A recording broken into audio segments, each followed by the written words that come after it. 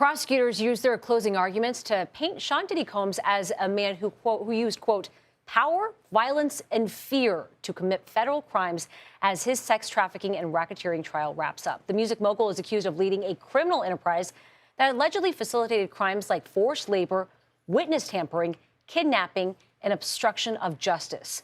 Combs has pleaded not guilty to 1 count of racketeering conspiracy, 2 counts of sex trafficking, and 2 counts of transportation to engage in prostitution. His defense team will deliver its closing arguments tomorrow. And CBS News legal reporter Katrina Kaufman was in the courtroom today.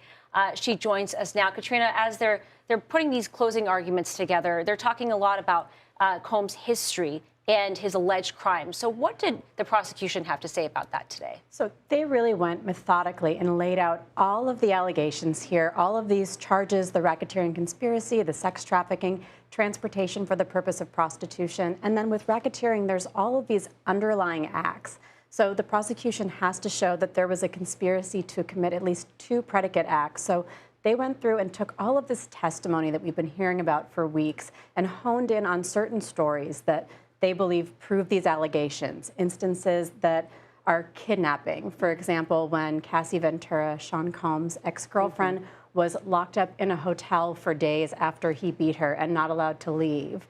When one of his employees was taken to a building over 5 days and given lie detector tests. There was also really interesting arguments related to sex trafficking.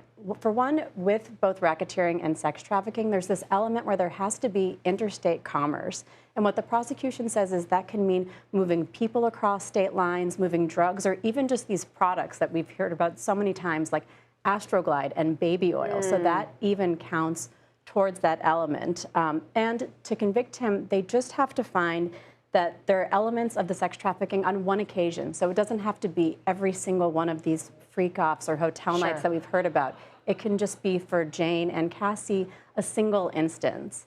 And you know, she also brought up that Intercontinental Hotel incident, which I think people can connect with. They've seen the video of Combs kicking and dragging Cassie Ventura. And what she said there is that he was pulling her back to one of these freak-offs, that she was trying to leave and he was forcing her to participate in this sex act. And that links to sex trafficking because they have to prove force, fraud, or coercion is a key element of that charge.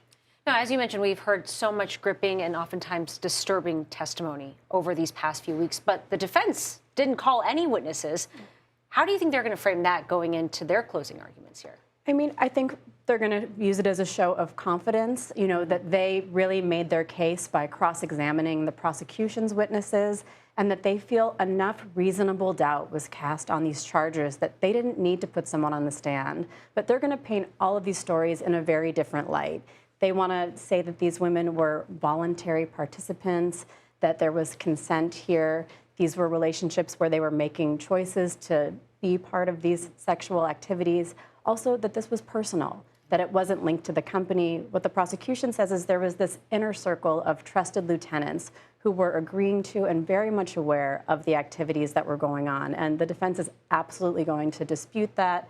They're going to say these were assistants, these were employees. Yes, sometimes they were running his personal errands, doing his bidding, but this was not an enterprise. It wasn't racketeering conspiracy that was linked to a company and a concerted effort to commit these crimes. Katrina, we know you'll be watching it all as you have been throughout this entire trial. We thank you very much for your insight and your time. Thank you.